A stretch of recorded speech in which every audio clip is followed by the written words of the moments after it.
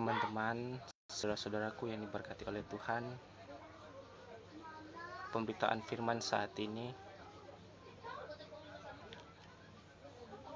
dalam Amsal 18 ayat 24. Ada teman yang mendatangkan kecelakaan dan ada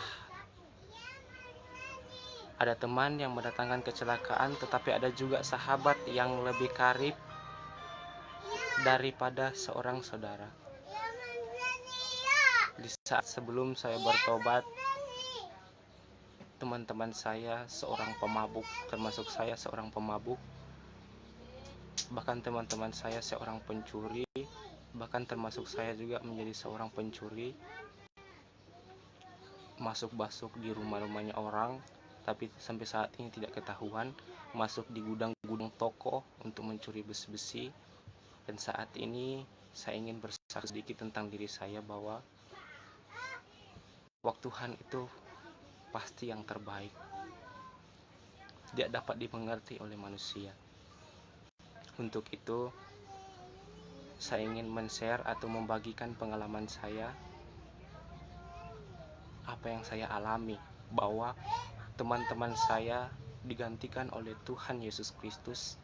Dari teman-teman gelap menjadi teman-teman yang terang. Teman-teman saya tidak ada yang baik.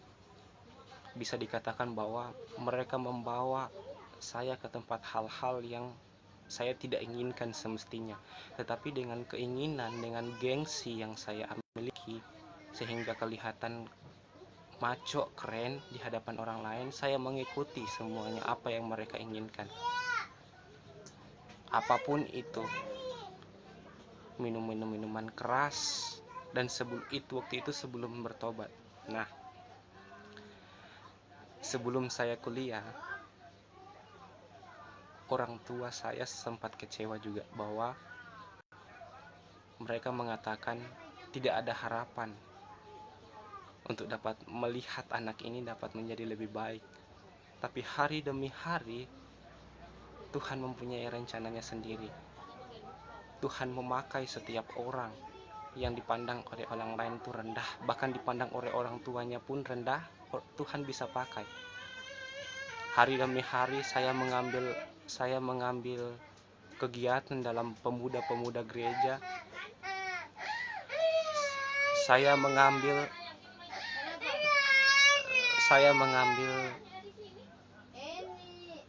pelayanan-pelayanan yang ada dalam organisasi-organisasi gereja. Bahkan saya ikut serta dalam tour atau mapalus pelayanan keluar kota. Dan saya tidak sangka saya diberikan tugas untuk menyanyi di depan. Nah, saat itu yang mengejutkan kelompok kita, yaitu di saat kita masuk ke gereja tempat pelayanan kita, kagetnya dan yang kita ketahui di saat kita bersama rombongan teman-teman pemuda semua balik ke jemaat masing-masing atau ke tempat asal kita, dan ada anak kecil seorang pendeta, anak kecil mengatakan bahwa kepada anaknya bahwa di saat kita masuk dalam gereja ada beberapa malaikat. Benar apa yang dikatakan firman Tuhan, apa yang dikatakan oleh Yesus Kristus, bahwa jangan pernah melarang anak kecil untuk mendengarkan firman Tuhan atau apalagi melakukannya, bahwa mereka ada malaikat-malaikatnya sendiri. Benar, anak kecil itu melihat, dan malaikat-malaikat itu banyak menyambut membawa trompet, turun dari atas gereja, bumbungan gereja. Dan hanya anak itu yang melihatnya. Begitu sangat luar biasa. Singkat cerita, dengan hal ini saya dilatih hari demi hari, sampai pertama sekali saya melepas rokok. Dan untuk melepas rokok itu bukan dengan niat, bukan dengan bukan dengan suatu masalah yang memang harus saya lepas, tapi apa yang saya lepas itu secara tiba-tiba, Nah, kemudian hari demi hari selanjutnya saya melepas minuman-minuman keras, dan menurut orang lain tidak mudah untuk melepas rokok dan minuman keras. Tetapi yang saya alami saat ini, kemudahan yang kita rasakan, tidak ada kemudahan, tidak ada kesulitan, dan tidak ada dampak. Saya ingin mengatakan kepada teman-teman bahwa jangan pernah menyia-nyiakan panggilan Tuhan. Jangan pernah menutup telinga dengan panggilan Tuhan. Sebab apa? Sebab orang yang dipilih Tuhan bukan dengan kepintaran, bukan dengan orang yang mempelajari teologi, bukan orang yang sangat luar biasa dihargai oleh orang lain atau orang kaya. Orang yang dipakai oleh Tuhan, orang yang mau merespon panggilan Tuhan, itulah orang-orang yang dinamakan dunia orang-orang bodoh, orang-orang yang kurang mampu. Tetapi bukan berarti kita orang bodoh, sebab hikmat Tuhan sudah turun atas kita sebagai orang percaya. Nah, hari demi hari, di satu saat ada seorang saudara saya mengatakan kepada bapak saya bahwa Roy sangat rajin untuk mengambil kegiatan dalam gereja, dan di saat itu juga tetesan air mata daripada bapak saya meleleh, sebab saya tahu bapak saya kerasnya seperti apa. Ia menangis di saat ia ingin berkelahi dengan orang lain, karena saya sudah melihatnya. Ia ingin membela saya. Dia membela saya untuk melindungi saya untuk tidak dapat bisa diganggu oleh orang lain. Dia menangis, emosinya sudah tidak kontrol lagi. Nah, saat itu kedua yang kita dengar, dia menangis mendengarkan bahwa saya aktif dalam kegerejaan. Yang awalnya dia mengatakan bahwa orang tua saya mengatakan bahwa saya tidak ada harapan lagi untuk berubah, untuk menjadi lebih baik. Nah, saat ini saya ingin mengatakan, di saat itu keluarga kita bangun tiap pagi, tiap hari tidak pernah berdamai. Bangun setiap pagi pasti kedengaran cibiran-cibiran, kedengaran perbantahan, bahkan tangisan setiap hari. Tidak ada alpanya tangisan-tangisan dan cibiran-cibiran itu. Wah, termasuk saya ingin melawan orang tua saya. Nah, ini dengan iman saya percaya bahwa waktu Tuhan itu waktu yang terbaik. Kenapa? Saya masuk kamar, putar lagu di laptop, dan lagu saya, Aku percaya Tuhanku ajaib, Kau turun tangan memulihkanku.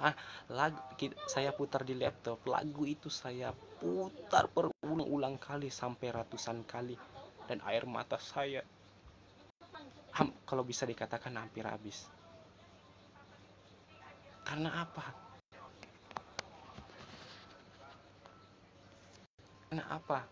Ketidaktahuan saya untuk waktu Tuhan untuk mengubah anak-anaknya di saat dia memilih sebelum dunia dibentuk.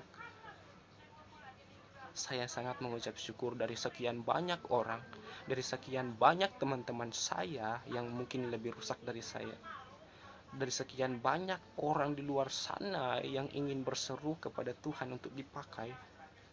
Tapi saat ini saya merasakan bahwa Tuhan Yesus itu tidak mati, bahwa Dia selalu ada bersama dengan kita. Dan selalu saya mengatakan kepada teman-teman saya bahwa sebenarnya Tuhan Yesus Kristus tidak pernah meninggalkan kita. Sebab apa? Setiap kita tidur, setiap kita terlelap, di situ Ia berada. Disitulah tangannya sehingga Ia memberikan saat ini kita mujizat, dan mujizat yang kita alami setiap hari. yaitu nafas kehidupan. Kita harus mengucap syukur. Setiap kita bangun, kita mempunyai nafas kehidupan, kita mempunyai mimpi yang bunga-bunga tidur, membuat tidur kita nyenyak, lelap, sehingga kita bangun pagi segar. Untuk ucapan syukur itu sangat berarti. Nah, saat ini lanjut cerita bahwa saya ingin masuk ke tentara, bergabung dengan TNI, Tentara Nasional Indonesia. Pertama sekali saya ikut tentara di Palu, Sulawesi Tengah, sekitar tahun 2016 akhir. Nah, tidak lolos. Nah, yang kedua, saya ikut tes TNI 2017 awal di Manado, tidak lolos. Nah, tes pertama, kekecewaan saya pada Tuhan sangat luar biasa, dan saya ingin menghancurkan tubuh saya, diri saya, kehidupan saya. Dan saat itu memang saya sudah bertobat. Tapi dengan pertobatan saya itu belum benar-benar bertobat, sebab bisa dapat dipacu untuk rusak ulang. Nah, saya gagal untuk masuk TNI di Palu. Saya merasakan serupa gambaran di dalam hati, kalau bisa dikatakan rupa ada penglihatan bahwa saya itu sudah berada di tengah-tengah jembatan kecil antara dua benua ini. Saya di tengah-tengah jembatan kecil, kalau bisa dikatakan yang bisa dipakai di kampung-kampung, jembatan bambu. Tapi saat ini itu bukan seperti bambu, tapi memang kecil, hanya khusus satu orang. Nah, saya melihat hal itu, saya mengatakan, Tuhan, saya tahu apa yang saya lihat itu, apa maksud yang Tuhan inginkan atas saya. Nah, selanjutnya saya terus bergumul, berdoa. Nah, keunikan dan kemampuan saya hanya pada Alkitab, firman Tuhan. Mengapa? Di saat kita merasakan hal seperti itu, di saat saya merasakan hal seperti itu, saya tetap membaca dan firman-Mu. Siang malam saya menangis. Wah, inginnya saya lanjut untuk mengikuti tes tentara di bagian Papua sana. Cuma waktu itu orang tua belum kirim uang, cuma disuruh balik ke Luk, Sulawesi Tengah. Nah, untuk berinisiatif saya masuk ulang di Manado tahun 2017 awal.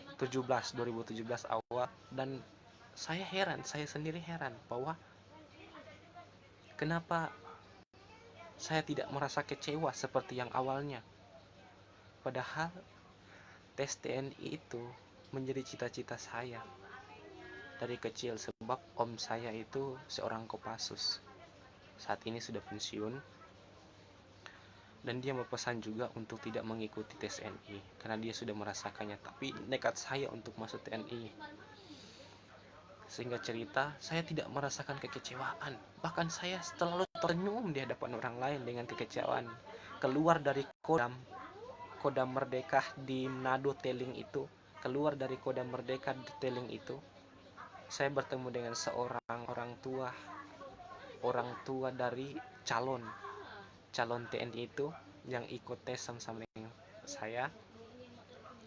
Saya bercumbu gurau bahwa saya mengatakan dalam hati, Tuhan, kenapa saya tidak seperti apa yang saya rasakan di Palu, Sulawesi Tengah. Nah, cerita, saya melanjutkan hari-hari saya sangat terpukul karena sedih sekali. Selama 2 bulan lebih saya tidak ada pekerjaan, dan Kalau bisa dikatakan, saya hanya ditanggung oleh teman saya. Bahkan teman saya pun sudah tidak dapat menerima saya karena uang kos yang harus saya berikan pada dia untuk patungan tidak ada. Nah, hari demi hari bahkan orang tua saya dengan saya sudah sudah sudah tidak akur lagi, dan saya merasa saya sudah tidak ada orang tua lagi. Nah, selanjutnya saya ditelepon oleh orang tua saya. Itu sekian lama, bukan langsung hari itu. Sekian lama orang tua saya bahwa Ngana harus kuliah Alkitab. Nah, di saat itu kita bingung. Saya datang ke Manado untuk tes TNI, dan kalau memang tidak lulus, saya bisa cari pekerjaan lain. Dan paling besar yang kita dapat kerjakan saat itu, yang saya pikirkan, bahwa menjadi seorang pembantu bas, kuli bangunan, pekerjaan yang paling besar yang harus kita dapati dan kita harus dapat kerjakan di Manado itu, yang kita pikirkan kuli bangunan. Nah, hari demi hari orang tua saya mengatakan harus sekolah Alkitab, sekolah teologi. Nah, mendaftarlah saya di sekolah teologi. Dengan pendaftaran semuanya tidak bayar, tetapi di saat masuk pembayaran semester saya bayar. Memang harus semuanya bayar, tidak mungkin gratis. Nah, lanjut cerita. Di saat saya kuliah, Tuhan mulai menggantikan satu persatu teman-teman saya. Tuhan menggantikan teman-teman saya satu persatu. Saya ingin menangis jika membaca dalam Amsal 18 ayat 24. Ada teman yang menentangkan kecelakaan, tapi ada juga sahabat yang lebih karib daripada seorang saudara. Nah, ada teman yang mendatangkan kecelakaan, dan saat itu juga mungkin kita belum terlalu mengerti, tetapi saat ini juga kita sudah mengerti bahwa Tuhan menggantikan teman-teman saya, teman-teman gelap, bukan teman-teman setan, hantu alam, teman-teman yang membawa saya dalam kegelapan. Saat itu juga Tuhan membawa saya ke tempat teman-teman yang terang. Bahkan Tuhan menjadikan saya terang bagi teman-teman saya, dan sangat luar biasa.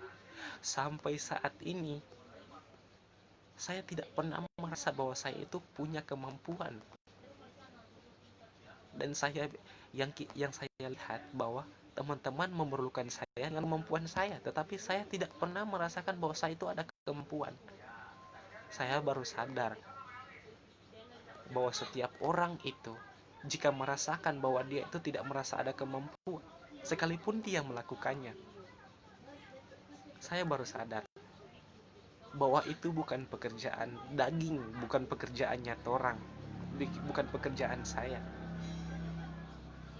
Karena setiap orang yang percaya, orang yang bertobat, dia akan selalu dipenuhi oleh Roh Kudus. Dan saya percaya, apa yang membuat saya orang pandang bahwa saya mempunyai kelebihan, mempunyai keistimewaan, itu karena Roh Kudus bersama-sama saya tiap hari.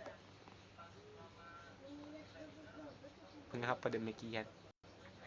Itu karena keperkasaannya, rohnya akan kami miliki. Tapi saya sedih sampai saat ini bahwa banyak orang yang mendukakan Roh Kudus melalui teori, melalui perkataan, melalui tindakan, melalui pikiran. Apapun yang mereka lakukan, mereka mendukakannya. Tapi saat ini saya ingin mengatakan bahwa Roh Kudus itu kita tidak dapat bisa pandang dari hal apapun juga. Bahkan saya tidak pernah mengerti, sekalipun saya merasakan tiap hari saya merasakan Roh Kudus.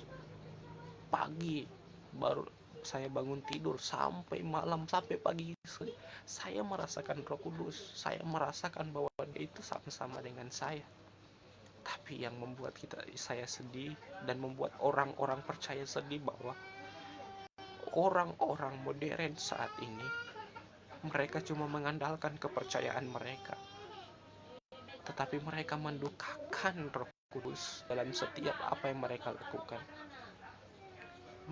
Saya tahu mereka mempunyai kemampuan yang lebih daripada saya, tapi kemampuan yang mereka miliki tidak dapat dikenan oleh Tuhan, sehingga tidak dipakai oleh Tuhan.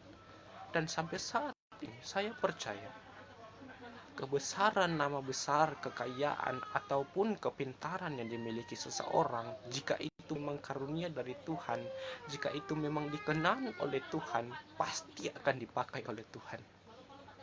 Dari sekecil dan sampai besar apapun, jika tidak dikenan oleh Tuhan, sia-sia adanya. Tetapi orang kaya ada teman yang mendatangkan kecelakaan, tetapi ada juga sahabat yang lebih karib daripada seorang saudara. Nah, ini uniknya. Jangan berpikir teman-teman bahwa saya ini seorang durhaka atau saya ini seorang yang tidak tahu diri. Tidak. Tetapi ada juga sahabat yang lebih karib daripada saudara, tapi seorang saudara. Nah, selama saya kuliah, selama saya belajar teologi, sekolah Alkitab, teman-teman saya, saudara-saudara saya, orang tua saya tidak pikir di kampung. Mengapa? Saya merasa teman-teman saya itu adalah saudara-saudara kandung saya. Sangat luar biasa. Tiap hari saya jalani dengan kasih Yesus Kristus yang sempurna. Tidak ada kekurangan apapun. Memang menurut orang daging, kita mempunyai kekurangan. Bahkan kita harus mengisi perut kita. Tapi tidak. Menurut orang percaya, jika diterima, menurut orang percaya, dia setiap hari tidak pernah kekurangan. Bahkan kita berhutang pada Yesus Kristus. Sebab tiap hari, tiap pagi, tiap malam dia selalu bersama kita. Keluh kesah kita dia mendengarkan, tetapi ketidakmampuan kita membuat kita itu tidak merasa bahwa dia itu bersama-sama dengan kita. Nah, tetapi ada juga sahabat yang lebih karib daripada seorang saudara. Di tempat saya kuliah, saya tidak pernah merasakan bahwa saya itu punya saudara di tempat lain. Dan sekalipun kita berpikir, oh iya, orang tua ada. Tapi saya berpikir bahwa teman-teman saya atau saudara-saudara kandung saya anggap seperti teman-teman saya. Bukan anggap, memang sudah didalami dalam hati. Karena saya berpikir bahwa cinta kasih Yesus Kristus itu tidak ada bedanya. Tidak ada bedanya. Yang jadi orang tua saya, yang menjadi orang tua saya di dalam keluar kota atau dalam terpisahnya dengan orang tua dalam dunia, Yesus Kristus. Dan nyata sekali kehidupan saya bahwa saya dibimbing oleh Yesus Kristus sampai berteman dengan orang-orang yang terang. Dan saat ini mungkin mereka belum dapat memahami, mengetahui. Bahkan saya juga merasa bahwa banyak orang yang tidak menyukai saya, banyak orang yang tidak menerima saya dengan apa adanya, bahkan banyak orang yang anggap remeh dengan saya. Karena mereka mungkin mampu, mereka lebih tahu, mereka lebih daripada saya. Dan saya tidak pernah kecewa. Saya tidak pernah down hati. Saya tidak pernah mengeluh kepada Tuhan, mengatakan bahwa buat saya lebih besar daripada mereka. Saya tidak pernah. Dalam setiap doa saya yang saya katakan, jadikanlah saya keset kaki dalam rumah-Mu, Yesus. Jika perlu, biarlah hati anak-Mu ini disisipkan di bawah keset kaki.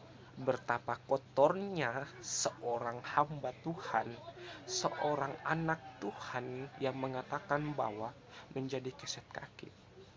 Dan saya tidak pernah menjadi vas foto atau vas bunga di dalam rumah Allah yang begitu indah yang dipandang oleh orang, atau di dalam dunia indah sekali dipandang oleh orang. Tapi mengapa demikian? Saya terbalik. Saya mengambil keputusan bahwa no, saya harus mengambil keputusan beda dari orang lain. Karena apa? Tuhan memilih sesuatu yang bukan daripada orang lain. Tuhan memilih sesuatu yang rendah. Tuhan memilih sesuatu yang kurang mampu. Tuhan memilih sesuatu yang tidak manusia pikirkan. Saya bukan berinisiatif, tetapi saya memikirkan bahwa saya harus menjadi keset kaki dalam rumah Tuhan. Sebab apa? Jika memang orang-orang yang ingin masuk ke rumah Tuhan, biarlah saya yang membersihkan kaki mereka yang kotor itu. Saya rela untuk jadi kotor. Tetapi saya tidak pernah kecewa, sebab saya berjalan dan jadi alat Yesus Kristus setiap hari. Itu menjadi harta saya dalam dunia. Dan sekalipun saya mati, saya tidak akan pernah kecewa. Dan saya tidak akan pernah takut, sebab suatu saat nanti Yesus Kristus lah yang akan menjemput anak-anaknya untuk kembali ke rumah Bapa. Nah, di kesaksian saya ini mudah-mudahan teman-teman dapat mengerti. Percayalah, belajarlah untuk mendengarkan suara Tuhan. Banyak orang mengatakan suara Tuhan itu tidak ada. Itu melalui firman Tuhan. Ya, benar, melalui firman Tuhan. Tetapi secara profetik Tuhan berbicara secara individu kepada kita. Apakah kita tidak percaya bahwa Tuhan berbicara secara individu? Dan saya mengatakan, saya produknya. Tuhan berbicara. Nah, yang uniknya, saya menceritakan bahwa di saat saya masuk ke dalam rumah orang untuk mencuri dengan teman-teman saya, ada satu pribadi, satu yang mengatakan bahwa jangan, itu salah. Ini ingin masuk lewat jendela. Orang rumah sudah tidur. Di saat kita mencuri, kita lewat depan orang yang tidur itu di depan TV. Nah, hanya beberapa kali, satu kalimat tetapi berulang-ulang, jangan, itu salah, jangan, itu salah. Itu keras sekali ulang-ulang, tetapi saya lakukan tiap waktu. Dan saya belum mengerti kalau itu suara Tuhan, suara Roh Kudus. Nah, teman-teman yang diberkati oleh Tuhan, jika kita tidak dapat bisa memilah-milah atau tidak dapat bisa mendengar suara Roh Kudus atau suara Tuhan, apakah kita dapat mengerti rencana dan pekerjaan Tuhan? Jangan terlalu terburu-buru untuk mengambil keputusan. Berdoalah, sebab Ia mengajarkan kita untuk berdoa, meminta. Jangan berharap kepada manusia.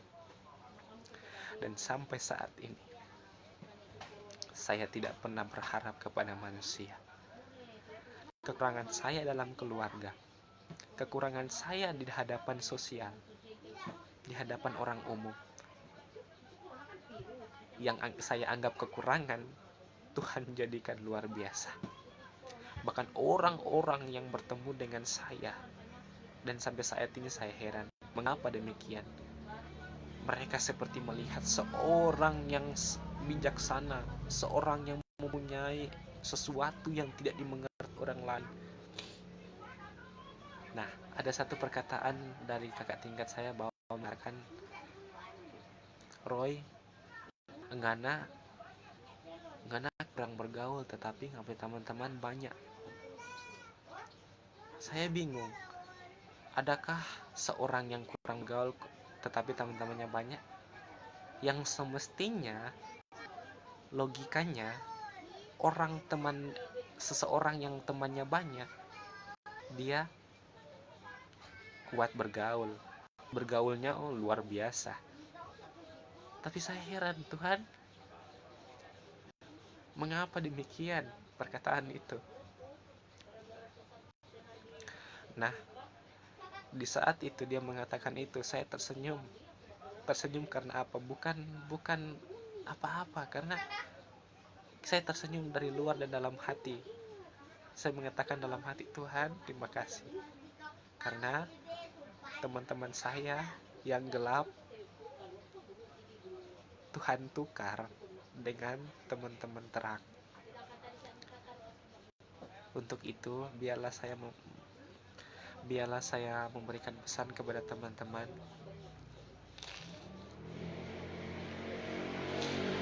Janganlah simpan hati yang keras dan pikiran keras dalam diri kita. Sebab Tuhan Allah Yesus Kristus akan dapat bisa mengubah kita dengan lembut secara halus. Dan jangan mengeraskan hati dan pikiran kita atas teguran orang lain. Jadilah rendah di hadapan orang, sehingga engkau ditinggikan. Jangan pernah takut jika engkau tidak memiliki apa-apa. Sesungguhnya engkau sudah memiliki lebih daripada orang di dunia. Dan saat ini saya percaya, saya memiliki daripada orang yang paling kaya di dunia. Saya memiliki harta lebih daripada orang yang terkenal. Jika orang kaya itu berbicara dengan saya, mungkin dia katakan saya orang gila. Saya tidak pernah mengatakan bahwa saya mampu. Sampai saat ini saya bingung. Siapa yang membantu saya sama saya bekerja dengan tangan, pikiran, hati, dengan segala tindakan dalam pekerjaan apapun. Dan sekalipun saya tahu itu adalah pekerjaan Roh Kudus Yesus Kristus yang selalu ada dalam hidup kita. Tapi jangan kita lalai. Pekerjaan iblis dan setan-setan, kerajaan-kerajaan kegelapan yang menyerupai malaikat terang, sehingga dia mengambil alih pekerjaan yang baik, membawa kita dalam sesuatu kejatuhan. Itulah manusia sampai saat ini, mudah dipengaruhi.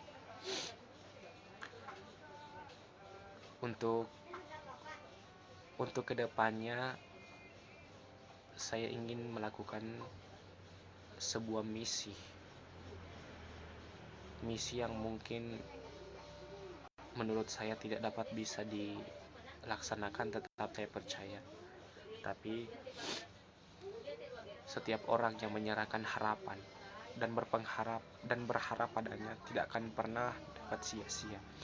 Saya berharap setiap orang yang mendengarkan live streaming yang saya adakan dengan hati yang tulus, dengan pikiran yang murni, bukan dengan kedengkian, bukan dengan iri hati, bukan dengan sesuatu hal yang mengatakan bahwa cuma Roy, lewatkan saja. Apa yang harus diambil pada Roy? Nah, mulai dari saat itu kalian dapat dilihat oleh Allah. Lebih baik Allah memakai orang-orang di bawah daripada orang yang mengatakan itu, daripada Allah memakai dia yang begitu baik, yang kaya, yang mempunyai jabatan, yang mempunyai nama, tetapi sikap dan tidak memberikan kehidupannya kepada Yesus Kristus.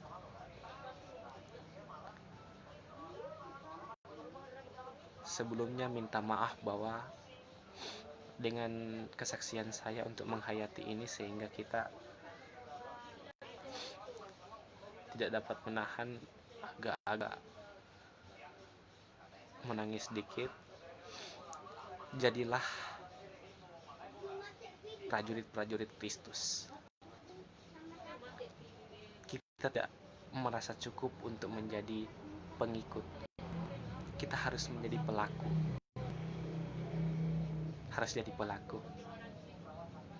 Kita yang dikatakan Alkitab anak-anak Allah. Saya tidak mengatakan doktrin, tidak mengatakan tafsiran. Dengan orang percaya dengan iman, saya ingin mengatakan kita anak-anak Allah yang diturunkan dari sorga, yang diciptakan dan direncanakan, dibentuk dan ditulis di buku kitab Allah sebelum dunia diciptakan. Pergunakanlah waktu sebaik mungkin. Jangan anggap remeh bahwa engkau mempunyai uang yang banyak, engkau mempunyai keluarga yang sangat kaya, engkau mempunyai jabatan, engkau mempunyai nama yang besar. Jangan merasa cukup. Merasa cukuplah bahwa engkau menumbuhkan kasih yang sempurna Yesus Kristus dalam hati dan dirimu. Itulah kesempurnaan manusia. Itulah yang dimaksud dalam kekudusan manusia. Kita harus memiliki kasih yang sempurna dari Yesus Kristus.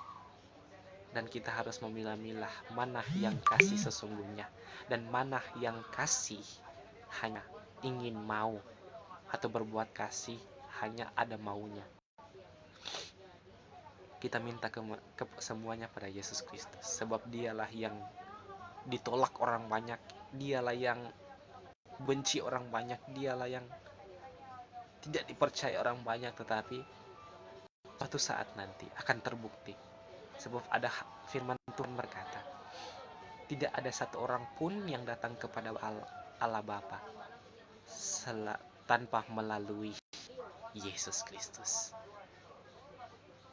Biarlah firman Tuhan kesaksian ini dapat memberkati kita sekalian. Dan jangan lupa like, komen apa yang harus saya dapat bawakan. Mungkin ada pergumulan dari teman-teman atau pokok doa saya ingin doakan, inbox atau apa, saya tetap doakan. Karena setiap waktu saya doa, sehari 3 kali saya berdoa, dan waktu saya tidak ada cukup untuk dapat bermain, untuk doa terus. Jangan lupa subscribe di YouTube channel yang saya buat, sehingga apapun yang saya perbuat menjadi berkat. Ini saya lakukan bukan ingin jadi tinggi, ingin jadi besar, ingin jadi apapun. Ini saya lakukan untuk Yesus Kristus. Sebab kalau bukan Yesus Kristus, saya tidak melakukan ini. Saya masih gelap dan berteman dengan